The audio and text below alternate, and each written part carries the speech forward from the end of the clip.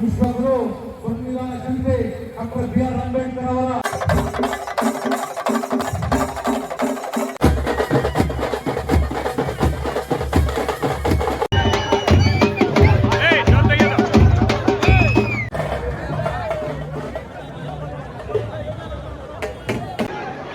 ಈ ಸಂವಿಧಾನದ ಮೂಲಕ ದೇಶದ ಎಲ್ಲ ಜನರಿಗೆ ಸಮಾನ ಕಾನೂನುಗಳು, ದೇಶದ ಎಲ್ಲ ಜನರಿಗೆ ಸಮಾನ ಅವಕಾಶಗಳು ಲಭ್ಯವಾಗಬೇಕು ಅಂತ ಹೇಳಿ ಅಂಬೇಡ್ಕರ್ ಅವರನ್ನ ನಾವು ಎಷ್ಟು ಅವರನ್ನ ಸ್ಮರಿಸಿದ್ರು ಅದಕ್ಕೆ ಸಾಲುವಂತಕ್ಕಂಥ ಮಾತನ್ನ ಹೇಳ್ತಾರೆ.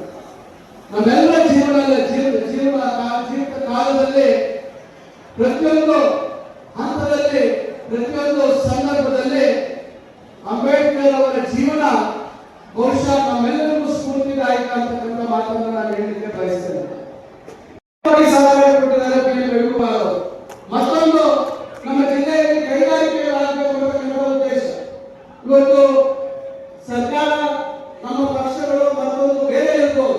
ನಾನು ಜಿಲ್ಲಾ ಮಂತ್ರಿಯಾಗಿ ಸಮಗ್ರ ನಮ್ಮ ಜಿಲ್ಲೆಯ ಅಭಿವೃದ್ಧಿ ಆಗಬೇಕು, ರೈತರಾಗ್ಬೋದು, ಇಲ್ಲ ವಿದ್ಯಾವಂತ ನಿರುದ್ಯೋಗಿ ಯುವತಿಯರಿಗೆ ಉದ್ಯೋಗ ಅವಕಾಶಗಳು ಲಭಿಸತಕ್ಕಂಥ ಕೆಲಸಗಳು ಆಗಬೇಕು ಅಂತಕ್ಕಂಥ ದೃಷ್ಟಿಯಲ್ಲಿ ಏನು ನೀವು ಬೆಂಗಳೂರಿನಿಂದ ದೇವನಹಳ್ಳಿ ಮುಖಾಂತರ ನೀವು ಚಿಕ್ಕಬಳ್ಳಾಪುರ ರಸ್ತೆ ಹೋಗ್ಬೇಕಾದ್ರೆ ದೇವನಹಳ್ಳಿಯಿಂದ ಎಡಭಾಗಕ್ಕೆ ಹೋದ್ರೆ ಚಿಕ್ಕಬಳ್ಳಾಪುರದ ಕಡೆ ಬಹುಶಃ ನೀವು ಎಲ್ಲ ಬಂದಿದ್ದೀವಿ ಅಂತಕ್ಕಂಥ ಭಾವನೆ ಬರುತ್ತದೆ. ಎಲ್ಲಿದ್ದೀವಿ ನಾವು? ಏನು ಇಷ್ಟೆಲ್ಲ ಬದಲಾವಣೆ ಆಗ್ತಿದೆಯಲ್ಲ, ಇಷ್ಟೆಲ್ಲ ದೊಡ್ಡ ಕಟ್ಟಡ ಬಂದಿದೆಯಲ್ಲ, ಇಷ್ಟೆಲ್ಲ ವ್ಯವಸ್ಥೆ ಆಗಿದೆಯಲ್ಲ ಅಂತಕ್ಕಂಥದ್ದು. ಅದೇ ಬಲವಾಗಿ ತಿಳಿದ್ರೆ ಏನು ಆ ರೀತಿ ನಾವೇನು ಅಭಿವೃದ್ಧಿ ಕಾಣ್ತಾ ಇಲ್ಲ. ಎಲ್ಲೋ ಒಂದು ಕಡೆ ನಮ್ಗೆಲ್ಲ ನೋವಾಗುತ್ತೆ. ಏನ್ರಿ ಆ ಭಾಗದಲ್ಲಿ ಇರ್ತಕ್ಕಂಥ ರೈತರು ಮತ್ತೊಂದು ಸಹಕಾರ ಕೊಟ್ಟಿದ್ದಾರೆ, ಈ ಭಾಗದಲ್ಲಿ ಇರ್ತಕ್ಕಂಥ ರೈತರು ನಾವು ಯಾಕೆ ಈ ಭಾಗದಲ್ಲಿ ಕೈ ತರಬಾರ್ದು, ಬೇರೆ ರೀತಿ ಅಭಿವೃದ್ಧಿ ಆಗುವಂತ ಅವಕಾಶ ಮಾಡಿಕೊಡಬಾರ್ದು ಅಂತ ಯೋಚನೆ ಮಾಡಿ ನಾನು ರವಿಕುಮಾರ್ ಅವರಿಗೆ ಕೇಳಿದೆ. ಇಲ್ಲ ಈ ರೀತಿ ಜನ್ಮಕೋಟೆ ಅಂತ ಮಾಡಿದ್ರೆ ಹೇಗೆ ಅಂತಕ್ಕಂಥದ್ದನ್ನ ಕೇಳಿದೆ. ಇಲ್ಲ ಮಾಡ್ಬೋದು ಅಂತಕ್ಕಂಥ ಮಾತು ಹೇಳಿದಾಗ ನಾವಲ್ಲಿ ಕೈಗಾರಿಕೆಗಳು ಮಾಡಬೇಕು ಅಂತಕ್ಕಂಥ ಒಂದು ಪ್ರಯತ್ನಕ್ಕೆ ಕೈ ಹಾಕಿದ್ದೀವಿ. ಸ್ವಲ್ಪ ನಮ್ಮ ಕೆಲವು ರೈತರು ಅವರ ಅಭಿಪ್ರಾಯ ಬೇರೆ ರೀತಿಯಲ್ಲಿದೆ. ಅವರನ್ನೆಲ್ಲ ಇದೇ 25ನೇ ತಾರೀಕು ನಾವು ಸಮಯ ನಿಗದಿ ಮಾಡಿದ್ದೇವೆ. 25ನೇ ತಾರೀಕು ನಾವು ಆ ಭಾಗದ 13 ಹಳ್ಳಿ ಕಾಣ್ತದೆ. ಸುಮಾರು 13 ಹಳ್ಳಿಗಳ ಪ್ರತಿಯೊಬ್ಬರು ರೈತರನ್ನ ಅವರು ಆಧಾರ್ ಕಾರ್ಡ್ ಸಮೇತ ಅವರ ಪಾಣಿ ಸಮೇತ ಬಂದು ಅವರ ಅಭಿಪ್ರಾಯ ಕೊಡಲಿ. ನಂತರ ಒಟ್ಟಾರೆ ಹೆಚ್ಚು ರೈತರ ಅಭಿಪ್ರಾಯ ಬೇರೆ ರೀತಿ ಇದ್ರೆ ನಂತರ ಮುಂದೆ ಬೇರೆ ರೀತಿ ಆಲೋಚನೆ ಮಾಡೋಣ. ರೈತರ ಅಭಿಪ್ರಾಯದ ವಿರುದ್ಧವಾಗಿ ನಾವು ನಡೀಬಾರ್ದು ಅಂತಕ್ಕಂಥದ್ದು ನಮ್ಮ ಉದ್ದೇಶ. ರೈತರ ಅಭಿಪ್ರಾಯ, ಆ ಭಾಗದಲ್ಲಿರ್ತಕ್ಕಂಥ ಜನರ ಅಭಿಪ್ರಾಯ ಇಲ್ಲ ಕೈಗಾರಿಕೆಗಳು ಆಗಬೇಕಂತಂದ್ರೆ ಹೆಚ್ಚು ಜನರ ಶೇಕಡಾವಾರು ರೈತರ ಅಭಿಪ್ರಾಯ ಇದ್ರೆ ನಾವು ಅವ್ರ ಪರವಾಗಿ ಕೈಗಾರಿಕೆಗಳನ್ನು ಮಾಡುವಂತ ಕ್ರಮ ತಗೊಳ್ಕೊಳ್ತೀವಿ. ಇಲ್ಲ ಒಟ್ಟಾರೆ ಹೆಚ್ಚು ರೈತರ ಅಭಿಪ್ರಾಯ ಬೇರೆ ರೀತಿಯಲ್ಲಿದ್ರೆ ಖಂಡಿತ ನಾವು ಅದನ್ನು ಮರುಪರಿಶೀಲನೆ ಮಾಡತಕ್ಕಂಥ ಒಂದು ಕೆಲಸವನ್ನು ಮಾಡುವಂಥದ್ದು ಮಾಡ್ತಾ ಇದ್ದೀವಿ. ಯಾಕಂದ್ರೆ ಇಂಥ ಒಂದು ಮಹತ್ತರವಾದಂಥ ದಿನ, ಇಂಥ ವೇದಿಕೆಯಲ್ಲಿ ನಾವು ಬಹಳ ಸ್ಪಷ್ಟವಾಗಿ ಹೇಳ್ತಾ ಇದ್ದೀವಿ. ಒಂದೊಂದು ಸದ್ಯ ಏರ್ಪೋರ್ಟ್ಗೆ ಅಂತಾರಾಷ್ಟ್ರೀಯ ವಿಮಾನ ನಿಲ್ದಾಣಕ್ಕೆ ಕೇವಲ 18 ಕಿಲೋಮೀಟರ್ ಅಂತರದಲ್ಲಿದೆ. ನಾವು ಎಲ್ಲಾ ರೀತಿಯಲ್ಲಿ ಈ ಭಾಗ ಅಭಿವೃದ್ಧಿ ಆಗಬೇಕಾದ್ರೆ ನಾವು ಈ ರೀತಿ ಕೆಲವು ಕ್ರಮಗಳನ್ನು ತಗೋಬೇಕಾಗುತ್ತೆ. ರೈತರು ಕೂಡ ಅವರಿಗೆ ಯಾವುದೇ ರೀತಿ ಅವರಿಗೆ ಬೇಸರ ಆಗೋ ರೀತಿಯಲ್ಲಿ ನಾವು ಮಾಡುವುದಿಲ್ಲ. ಒಳ್ಳೆ ಪರಿಹಾರವನ್ನು ಕೊಡತಕ್ಕಂಥ ಕೆಲಸವನ್ನು ನಾವು ಮಾಡ್ತೇವೆ. ಈಗ ಚಿಂತಾಮಣಿಯಲ್ಲಿ ಕೂಡ ನಾವು ಏನು ಮಾಡ್ತಾ ಇದ್ದೇವೆ, ಅಲ್ಲಿ ರೈತರಿಗೆ ಒಳ್ಳೆ ಪರಿಹಾರವನ್ನು ಕೊಡುವಂತ ಕೆಲಸವನ್ನು ನಾವು ಮಾಡಿದ್ದೇವೆ. ಯಾಕಂದ್ರೆ ಒಂದು ದಿನ ನಾನು ಹೇಳಲಿಕ್ಕೆ ಬಯಸ್ತೇನೆ, ಇವತ್ತು ನಮ್ಮಲ್ಲಿ ಇರ್ತಕ್ಕಂಥ ಕಾನೂನು ಇವತ್ತು ಯಾರೇ 1 ಕೋಟಿ ರೂಪಾಯಿ ಇವತ್ತು ನಮ್ಮ ಹತ್ರ ಅಧಿಕೃತವಾಗಿ ಬ್ಯಾಂಕ್ನಲ್ಲಿ 1 ಕೋಟಿ ರೂಪಾಯಿ ಆದಾಯ ತೋರಿಸಬೇಕಾದ್ರೆ ನಾವು 30% ಟ್ಯಾಕ್ಸ್ ಕಟ್ಟಬೇಕು. ಲೆಕ್ಕ ಮಾಡಿ. ಅಂದ್ರೆ ನೀವು 1 ಕೋಟಿ ರೂಪಾಯಿ ಇವತ್ತು ಏನಾದರೂ ಸರ್ಕಾರ ಪರಿಹಾರ ಕೊಟ್ಟರೆ ಅದಕ್ಕೆ ಟ್ಯಾಕ್ಸ್ ವಿನಾಯಿತಿ ಇದೆ. ಅಲ್ಲೇ ನಿಮಗೆ ನೇರವಾಗಿ 30 ಲಕ್ಷ ಲಾಭ ಬಂದಿದೆ. ಈಗ 1 ಕೋಟಿ ಅಂದ್ರೆ ನಿಮಗೆ 1,30,30,00,000 ನಿಮಗೆ ಇದ್ದಲ್ಲಿ ಲೆಕ್ಕ. ಏನು ವೈಟ್ ಅಮೌಂಟ್, ಏನು ಅಧಿಕೃತವಾಗಿರ್ತಕ್ಕಂಥ ಅಂಶ. ಅದರಿಂದ ಇವೆಲ್ಲ ವಿಚಾರಗಳು ರೈತರು ಅರ್ಥ ಮಾಡ್ಕೋಬೇಕು. ಒಳ್ಳೆ ಸೂಕ್ತವಾದಂತಹ ಬೆಲೆ ಕೊಡುವಂಥದ್ದು ಆಗುತ್ತೆ. ಆದರೆ ಅಂತಿಮವಾಗಿ ರೈತರು ಎಲ್ಲ ಒಟ್ಟಾರೆ ಅಭಿಪ್ರಾಯವನ್ನು ಸಂಗ್ರಹಣೆ ಮಾಡ್ತಕ್ಕಂಥದ್ದಾಗುತ್ತೆ ಅಂತ ಹೇಳೋದು. ಮತ್ತೊಂದು ವಿಚಾರ, ನಾವು ಚಿಕ್ಕಬಳ್ಳಾಪುರದಿಂದ ಮುಳುಬಾಗಿಲವರೆಗೂ ಏನು ಹೈವೇ ಇದೆ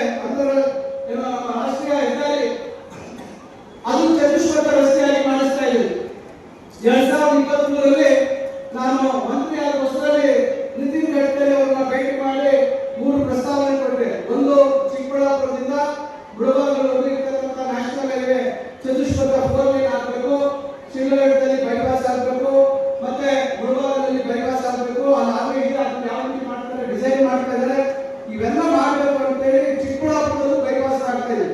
ಇದಿಷ್ಟು ಮಾಡಬೇಕು ಅಂತ ಕೇಳಿದ್ವಿ. ಮತ್ತೊಂದು ಹೊಸಕೋಟೆಯಿಂದ ನಮ್ಮ ಮದನಪಲ್ಲಿಗೆ ಅದು ನ್ಯಾಷನಲ್ ಹೈವೇ ಮಾಡಬೇಕು, ಅದು 4 ಲೈನ್ ಆಗಬೇಕು ಅಂತಕ್ಕಂಥದ್ದು. ಕುಪ್ಪಂನಿಂದ KGF, ಬಂಗಾರಪೇಟೆ, ಕೋಲಾರ, ಚಿಂತಾಮಣಿಯಿಂದ ಚೇಳೂರು ಮತ್ತು ಬಾಗೇಪಲ್ಲಿ ಅಲ್ಲಿ ಕದಿರಿಗೆ ಹೋಗುತ್ತದೆ. ಇವೆಲ್ಲ 3 ಪ್ರಸ್ತಾವನೆಯನ್ನು ನಾನು ಕೇಳ್ಕೊಟ್ಟಿದ್ದೆ. ಅದರಲ್ಲಿ 2 ಪ್ರಸ್ತಾವನೆ ಸದ್ಯಕ್ಕೆ ನಾವು ಮಾಡೋಕ್ಕಾಗಲ್ಲ ಅಂದ್ರು. ನ್ಯಾಷನಲ್ ಹೈವೇ 4 ಲೈನ್ ಮಾಡೋದಕ್ಕೆ ಒಪ್ಪಿಕೊಂಡು ಈಗಾಗಲೇ ಕಳೆದ ವರ್ಷ ಜನವರಿಯಲ್ಲೇ ಅದಕ್ಕೆ ಡಿಸೈನ್ ಮಾಡೋದಕ್ಕೆ ಟೆಂಡರ್ ಆಗಿ ಅದು ಈಗಾಗಲೇ ಡಿಸೈನ್ ಕೆಲಸ ನಡೀತಾ ಇದೆ. ಶಿಡ್ಲಘಟ್ಟದಲ್ಲಿ ಕೂಡ ಬೈಪಾಸ್ ಬರ್ತದೆ. ಅದು ಯಾವ ಕಡೆ ಈ ಕಡೆ ಬರುತ್ತಾ ಆ ಕಡೆ ಬರುತ್ತಾ ಅಂತ ಹೇಳಿ ಅಂತಿಮ ಆಗಿಲ್ಲ. ಒಟ್ಟಾರೆ ಶಿಡ್ಲಘಟ್ಟ ಕೂಡ ಬೈಪಾಸ್ ಆಗುತ್ತದೆ. ಶಿಡ್ಲಘಟ್ಟ ಕೂಡ ವೇಗವಾಗಿ ಬೆಳೆಯುವಂತ ಅವಕಾಶ ಆಗುತ್ತೆ. ಎಲ್ಲ ಈ ರೀತಿ ಹಲವಾರು ನಮ್ಮ ಪ್ರಯತ್ನಗಳನ್ನು ನಾವು ಮಾಡ್ತಾ ಇದ್ದೀವಿ ಅಂತಕ್ಕಂಥ ಮಾತನ್ನ ಹೇಳಿದೆ. ಹಾಗೆ ಬರ್ತಾ ಒಬ್ಬರು ಕೇಳಿದ್ರು, ಈಗಾಗಲೇ ನಮ್ಗೆ ಗೊತ್ತಿದೆ ಚಿಕ್ಕಬಳ್ಳಾಪುರದಲ್ಲಿ 20 ಎಕರೆಯಲ್ಲಿ 140 ಕೋಟಿಗೆ ಒಂದು ಅಂತಾರಾಷ್ಟ್ರೀಯ ಹೂವಿನ ಮಾರ್ಕೆಟ್ ಮಾಡುವುದಕ್ಕೆ ನಾವೆಲ್ಲ ವಿನ್ಯಾಸ ಮಾಡಿಸಿದ್ವಿ. ಮುಖ್ಯಮಂತ್ರಿಗಳು ಆಯವ್ಯಯದಲ್ಲಿ ಘೋಷಣೆ ಮಾಡಿದ್ದಾರೆ. ಆದರೆ ಅದು ಖಾಸಗಿ ಸಹಭಾಗಿತ್ವ ಅಂತ ಹೇಳಿದರೆ ನಾನು ಅವರು ವಿನಂತಿ ಮಾಡಿದ್ದೇನೆ, ಖಾಸಗಿ ಸಹಭಾಗಿತ್ವ ಆಗೋದಿಲ್ಲ, PPP ಮಾಡ್ತಾ ಆಗೋದಿಲ್ಲ, ಇದು ಸರ್ಕಾರದಿಂದ ಮಾಡಬೇಕು ಅಂತ ಹೇಳಿ ಬಹುಶಃ ಇನ್ನೊಂದು 2 ತಿಂಗಳಲ್ಲಿ ಅದಕ್ಕೆ ಸರ್ಕಾರದಿಂದಲೇ ಮಾಡುವುದಕ್ಕೆ ಅದಕ್ಕೆ ಅನುಮತಿಯನ್ನು ಪಡ್ಕೊಂಡು ಅದು ಬಹುಶಃ ಈ ವರ್ಷದ ಅಂತ್ಯದೊಳಗೆ ಅದನ್ನು ಪ್ರಾರಂಭ ಮಾಡತಕ್ಕಂಥ ಕೆಲಸ ಮಾಡ್ತೀವಿ. ಯಾಕಂದ್ರೆ ಚಿಂತಾಮಣಿಯಿಂದ ನಾವು ಹೋಗುತ್ತೆ ಹೂವು ಆ ಕಡೆ ಬಾಗೇಪಲ್ಲಿಯಿಂದ ಬರ್ತದೆ, ಗೌರಿಬಿದರಿಂದ ಬರ್ತದೆ, ದೇವನಹಳ್ಳಿ ಕಡೆಯಿಂದ ಬರ್ತಾರೆ. ಇವರೆಲ್ಲರೂ ಬಹಳ ದೊಡ್ಡ ಮಟ್ಟದಲ್ಲಿ ಹೂ ಬೆಳೆಗಾರರು ಈ ಭಾಗದಲ್ಲಿದ್ದಾರೆ. ಅದರಿಂದ ಈ ರೀತಿ ಹಲವಾರು ಅಭಿವೃದ್ಧಿ ಕೆಲಸಗಳನ್ನು ಹಮ್ಮಿಕೊಂಡಿದ್ದೇವೆ. ಇವೆಲ್ಲ ಕೆಲಸಗಳು ಸಾಧ್ಯ ಆಗುತ್ತೆ ಅಂತಕ್ಕಂಥದ್ದು ಬಾಬಾ ಸಾಹೇಬ್ ಅಂಬೇಡ್ಕರ್ ಅವರ ಸಂವಿಧಾನದಲ್ಲಿ ಜನಗಳಿಗೆ ಇವತ್ತು ನಾವು ಏನು ಮಾಡಬಹುದು, ಏನು ಸೌಲಭ್ಯ ಕೊಡಬಹುದು ಅಂತ ಹೇಳಿ ಆ ಸಂವಿಧಾನದ ಚೌಕಟ್ಟಲ್ಲಿ ನಾವೆಲ್ಲ ಮಾಡ್ತಾ ಇರುವಂಥದ್ದು. ನಮ್ಮ ಉತ್ತರ ಭಾರತದ ಜಗಜೀವನ್ ರಾಮ್ ಅವರು ಉತ್ತರ ಭಾರತ ಬಿಹಾರ್ನಲ್ಲಿ ಅವರು ಹುಟ್ಟಿ 8 ಬಾರಿ ಸಂಸದರಾಗಿದ್ದರು. ಆದರೆ ನಮ್ಮ ದಕ್ಷಿಣ ಭಾರತದಲ್ಲಿ 7 ಬಾರಿ ಸಂಸದರಾಗಿ ಈಗ ರಾಜ್ಯ ಸಚಿವರಾಗಿರ್ತಕ್ಕಂಥ ನಮ್ಮ KH ಮುನಿಯಪ್ಪನವರು ಫೋನ್ ಮಾಡಿದ್ದಾರೆ. ಅವ್ರ ಫೋನ್ ಮುಖಾಂತರ ಭಾಷಣೆಯನ್ನು ದಯಮಾಡಿ ತಾವೆಲ್ಲರೂ ಕೇಳಬೇಕಂತ ನಾನು ಹೇಳಕ್ಕೆ ಬಯಸ್ತೇನೆ.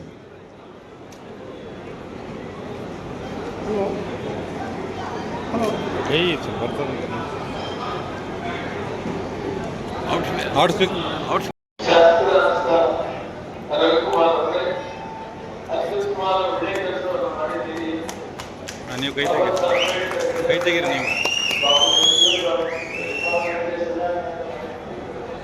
ನಾನು ಸರ್ಕಾರದ ಏನೆಲ್ಲ ಸಹಾಯ ಬೇಕು ಅಂತ ಶಾಸಕರು ಹೇಳಿದರೆ ಮಾಡ್ತೀನಿ.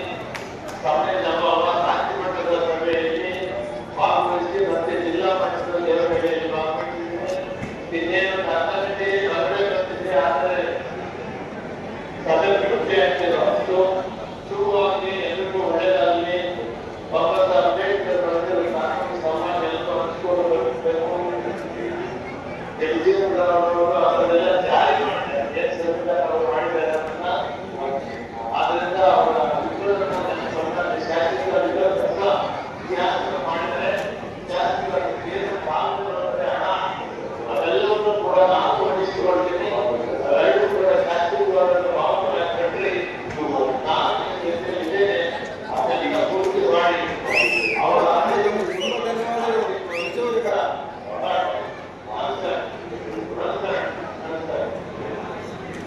ಈಗ ಈ ಒಂದು ಸಂದರ್ಭದಲ್ಲಿ ನಮ್ಮ ಕೋಲಾರ ಸಂಸದರಾದಂಥ ಮಲ್ಲೇಶ್ವರನವರು ಏನು ಡಾಕ್ಟರ್ ಬಾಬಾ ಸಾಹೇಬ್ ಅಂಬೇಡ್ಕರ್ ಅವರು ಇಡೀ ಜಗತ್ತಿನಲ್ಲಿ 58,000 ಪುಸ್ತಕವನ್ನು ಅಧ್ಯಯನ ಮಾಡಿರ್ತಕ್ಕಂಥ ಏಕೈಕ ವ್ಯಕ್ತಿ ಅದ್ಯಾರಾದರೂ ಇದ್ರೆ ಡಾಕ್ಟರ್ ಬಾಬಾ ಸಾಹೇಬ್ ಅಂಬೇಡ್ಕರ್ ಅಂತ ನಾನು ಈ ಸಂದರ್ಭದಲ್ಲಿ ತಮ್ಮೆಲ್ಲರನ್ನು ಕರೆದ ಈ ಒಂದು ಕಾರ್ಯಕ್ರಮವನ್ನು ಅತ್ಯಂತ ಯಶಸ್ವಿಗೊಳಿಸ್ತಕ್ಕಂಥ ಎಲ್ಲರಿಗೂ ನಾನು ವಂದಿಸ್ತಾ, ಮುಖ್ಯವಾಗಿ ತಾಲೂಕಿನಲ್ಲಿ ಇರ್ತಕ್ಕಂಥ ಎಲ್ಲ ಅಧಿಕಾರಿ ವರ್ಗದವರು ಮತ್ತು ತಾಲೂಕಿನಲ್ಲಿ ಎಲ್ಲ ಸಂಘ ಸಂಸ್ಥೆಗಳು, ವಿಶೇಷವಾಗಿ ಎಲ್ಲ ನನ್ನ ಹಿರಿಯರು, ನನ್ನ ಸ್ನೇಹಿತರು ಈ ಕಾರ್ಯಕ್ರಮದಲ್ಲಿ ಹೆಚ್ಚಿನ ಶ್ರಮವನ್ನು ವಹಿಸಿ ಈ ಒಂದು ಕಾರ್ಯಕ್ರಮವನ್ನು ಯಶಸ್ವಿಗೊಳಿಸಿದರೆ ನಾವು ಈ ಕಾರ್ಯಕ್ರಮ ಮಾಡಬೇಕಾದ ಉದ್ದೇಶ ಇವತ್ತು ಡಾಕ್ಟರ್ ಬಾಬಾ ಸಾಹೇಬ್ ಅಂಬೇಡ್ಕರ್ ಅವರು ಹೇಳಿರ್ತಕ್ಕಂಥ ಸಮಾನತೆ. ಇವತ್ತು ಸರ್ಕಾರದಿಂದ ಯಾವುದೇ ಯೋಜನೆಗಳು ಬಂದರೂ ಸಹ ಅದು ನೇರವಾಗಿ ಜನಸಾಮಾನ್ಯ ತಲುಪಿಸ್ತಕ್ಕಂಥ ಕೆಲಸ ನಾವು ಮಾಡಬೇಕು. ಅದು ನನ್ನ ಒಂದು ಅಧಿಕಾರ ಅವಧಿಯಲ್ಲಿ ಪ್ರಾಮಾಣಿಕತೆಯಿಂದ ನಾನು ಮಾಡ್ತೀನಿ. ನನಗೆ ಅಧಿಕಾರ ಕೊಡ್ತಕ್ಕಂಥ ಎಲ್ಲ ಮುಖಂಡರು ಯಾವುದೇ ಕಾರಣಕ್ಕೂ ನೋವಾಗಲಿಕ್ಕೆ ನಡ್ಕೊಳ್ಳಲ್ಲ ಅಂತ ಹೇಳ್ತಾ ಈ ಒಂದು ಕಾರ್ಯಕ್ರಮವನ್ನು ಯಶಸ್ವಿಗೊಳಿಸ್ತಾ ಇದ್ದಾರೆ. ಎಲ್ರಿಗೂ ಒಂದು ಸಹ ನನ್ನ ಮಾತನ್ನು ಮುಗಿಸ್ತಾ ಇದ್ದೀನಿ. ಜೈ ಜೈ ಕನ್ನಡ. ನಮ್ಮ ಭಾರತ ದೇಶದಲ್ಲಿ 140 ಕೋಟಿ ಜನ ನೆಮ್ಮದಿಯಿಂದ ಬದುಕಿಗೆ ಕಾರಣ ಡಾಕ್ಟರ್ ಬಾಬಾ ಸಾಹೇಬ್ ಅಂಬೇಡ್ಕರ್ ಅವರು ಬರೆದಂಥ ಒಂದು ಸಂವಿಧಾನ ಅಂತ ನಾನು ಈ ಸಂದರ್ಭದಲ್ಲಿ ಹೇಳ್ತಾರೆ. ಇವತ್ತು ಬಾಬು ಜಗಜೀವನರಾವ್ ಅವರು 1936ರಿಂದ 1978 ತನಕ ನಿರಂತರವಾಗಿ 32 ವರ್ಷಗಳ ಕಾಲ ಉತ್ತರ ಭಾರತದಲ್ಲಿ 8 ಬಾರಿ ಸಂಸದರಾಗಿ 5 ಬಾರಿ ಸಚಿವರಾಗಿ ಅವರು ಕೇಂದ್ರ ಸಚಿವರು, ಇವತ್ತು ಕಾರ್ಮಿಕ ಸಚಿವರಾಗಿರ್ಬೋದು, ಕೃಷಿ ಸಚಿವರಾಗಿರ್ಬೋದು, ಮತ್ತು ನಮ್ಮ ಡಿಫೆನ್ಸ್ ಇವತ್ತು ಸಚಿವರಾಗಿ ಹಲವಾರು ಈ ದೇಶಕ್ಕೆ ಬಡವರ ಪರವಾಗಿ, ರೈತರ ಪರವಾಗಿ, ಹಲವಾರು ಕಾರ್ಮಿಕರ ಪರವಾಗಿ ಅವರು ಕೊಟ್ಟಿದ್ದಾರೆ. ಈ ಎಲ್ಲ ಮಹನೀಯರ ಆದರ್ಶಗಳು ಪ್ರತಿಯೊಬ್ಬ ರಾಜಕಾರಣಿ ಅಳವಡಿಸ್ಕೊಂಡಾಗ ಈ ಸಮಾಜಕ್ಕೆ ಒಳ್ಳೆಯದಾಗ್ತದೆ. ಈ ದೇಶ ಇಡೀ ಜಗತ್ತಿನಲ್ಲಿ ಉನ್ನತ ಸ್ಥಾನಕ್ಕೆ ಬರ್ತಕ್ಕಂಥ ಈ ಸಂದರ್ಭದಲ್ಲಿ ವಿಶೇಷವಾಗಿ ಪ್ರತಿಯೊಬ್ಬರಿಗೂ ನಿವೇಶನ ಮನೆ ಕೊಡ್ತಕ್ಕಂಥ ಕೆಲಸ ನಮ್ಮ ಪ್ರಾಮಾಣಿಕತೆಯಿಂದ ನಾನು ಮಾಡ್ತೀನಿ ಅಂತ ಈ ಸಂದರ್ಭದಲ್ಲಿ ಹೇಳ್ತಾ, ಅದೇ ರೀತಿ ಇವತ್ತು ನಮ್ಮ ತಾಲೂಕಿನಲ್ಲಿ 100 ಬೆಡ್ ಹಾಸ್ಪಿಟ್ಲು ಇಲ್ಲ ಅಂತ ಇವತ್ತು ನಮ್ಮ ಉಸ್ತುವಾರಿ ಸಚಿವರು ಮತ್ತು ಆರೋಗ್ಯ ಸಚಿವರು ತಂದಿದ್ದೀನಿ. ಮುಂದಿನ ವರ್ಷ 100 ಬೆಡ್ ಹಾಸ್ಪಿಟ್ಲಿಗೆ ಅನುಮತಿ ಕೊಡ್ತೀನಿ ಅಂತ ಹೇಳಿದ್ದಾರೆ. ಈಗ ಜಾಗ ಕೂಡ ನಾವು ಸುಮಾರು ಭಾಗದಲ್ಲಿ ಇವತ್ತು ಜಾಗವನ್ನು ಹುಡುಕ್ತಾ ಇದ್ದೀವಿ. 100 ಬೆಡ್ ಹಾಸ್ಪಿಟ್ಲ್ ಸಹ ನಾವು ಈ ಒಂದು ತಾಲೂಕಿನಲ್ಲಿ ಮಾಡ್ತೇವೆ ಅಂತ ಈ ಸಂದರ್ಭದಲ್ಲಿ ನಾವೆಲ್ಲರೂ ತರ್ತಾ ಇವೆಲ್ಲಕ್ಕಿಂತ ಮಿಗಿಲಾಗಿ ನಾನು ಈ ಸಂದರ್ಭದಲ್ಲಿ ಎರಡು ಮಾತನ್ನು ಮಾತಾಡ್ತೀನಿ. ಇವತ್ತು 3 ಕಾರ್ಯಗಳಿಗೆ ಇವತ್ತು ನಾವು ಚಾಲನೆಯನ್ನು ಕೊಟ್ಟಿದ್ದೇವೆ. ಮುಂದೆ ನಮ್ಮ ಗುರಿ ಇರ್ತಕ್ಕಂಥದ್ದು ಈ ಒಂದು ತಾಲೂಕಿನಲ್ಲಿ 100 ಬೆಡ್ ಹಾಸ್ಪಿಟಲ್ ಮಾಡಬೇಕು. ಮತ್ತು ಈ ಒಂದು ತಾಲೂಕಿನಲ್ಲಿ ಮುಖ್ಯವಾಗಿ ಇವತ್ತು ಬಹಳಷ್ಟು ಹಿಂದುಳಿದಿರ್ತಕ್ಕಂಥ ಕುಟುಂಬಗಳು ಈ ಕ್ಷೇತ್ರದಲ್ಲಿ ಇದನ್ನೆಲ್ಲ ಗಮನದಲ್ಲಿಟ್ಟುಕೊಂಡು ಅವರಿಗೆ ಒಂದು ಉತ್ತಮ ಶಿಕ್ಷಣ ಮತ್ತು ಆರೋಗ್ಯಕ್ಕೆ ಹೆಚ್ಚಿನ ಆದ್ಯತೆಯನ್ನು ಕೊಡಬೇಕಂತೇಳಿ ನಾನು ಅಧಿಕಾರ ಬಂದಾಗಲಿಂದ ನಿರಂತರವಾಗಿ ನಾನು ಪ್ರಯತ್ನವನ್ನು ಮಾಡ್ತಾ ಇದ್ದೀನಿ. ಮುಂದೆ ಈ ಒಂದು ಕ್ಷೇತ್ರದಲ್ಲಿ ಶಿಕ್ಷಣ, ಆರೋಗ್ಯ, ಅಭಿವೃದ್ಧಿ ಎಲ್ಲಕ್ಕಿಂತ ಮಿಗಿಲಾಗಿ ನಮ್ಮ ತಾಲೂಕು ದಂಡಾಧಿಕಾರಿಗಳು ಮತ್ತು ನಮ್ಮ ತಾಲೂಕು ಪಂಚಾಯಿತಿ ಇವರು ಈ ವೇದಿಕೆಯಾಗಿದೆ. ಈ ವೇದಿಕೆ ಮುಖಾಂತರ ಅವರು ಗಮನ ತರ್ತಕ್ಕಂಥ ಒಂದು ವಿಚಾರ ಏನಿವತ್ತು ನಮ್ಮ ಶಿಡ್ಲಘಟ್ಟ ವಿಧಾನಸಭಾ ಕ್ಷೇತ್ರದಲ್ಲಿ ಇವತ್ತು ಒಟ್ಟು 34 ಗ್ರಾಮ ಪಂಚಾಯಿತಿ ಇದೆ. ಆದರೆ ನಮ್ಮ ಶಿಡ್ಲಘಟ್ಟ ತಾಲೂಕಿನಲ್ಲಿ 28 ಗ್ರಾಮ ಪಂಚಾಯಿತಿ ಇದೆ.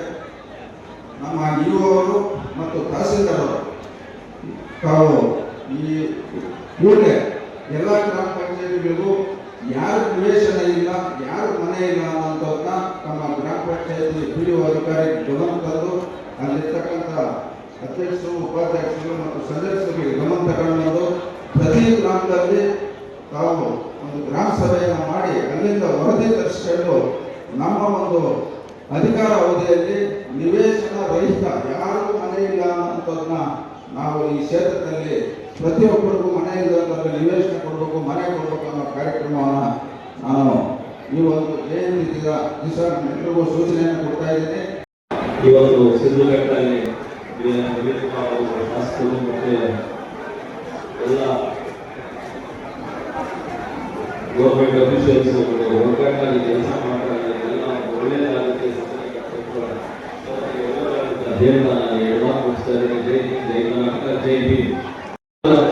ನಿಟ್ಟಿನಲ್ಲಿ ನಾನು ಒಬ್ಬ ಸಂಸದನಾಗಿ ನಿಮ್ಮ ಜೊತೆ ಸೇವೆ ಮಾಡೋದು ನನಗೂ ಅದೃಷ್ಟ ಅಂತ ಹೇಳಕ್ಕೆ ಇಷ್ಟಪಡ್ತೇನೆ. ನಿಮ್ಮ ಜೊತೆ ಏನು ನಾವು ಜಗಜೀವನ್ ನಾವು ಜಯಂತಿಗೂ ಇದು ಇವತ್ತೇ ಮಾಡ್ತಾ ಇಲ್ಲ.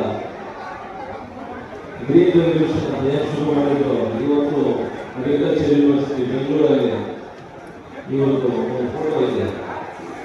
ಎಲ್ಲರೂ ಇಲ್ಲಿ ಸಿದ್ಧಘಟ್ಟ ಮತ್ತು ಕೋಲಾರ ಜಿಲ್ಲೆಯಲ್ಲಿ ಹುಡುಗರು ಬಹಳ ಜನ ಅಗ್ರಿಕಲ್ಚರ್ ಯೂನಿವರ್ಸಿಟಿಯಲ್ಲಿ ಕೆಲಸ ಮಾಡಿ ಹೋಗ್ತಾ ಇದ್ದಾರೆ.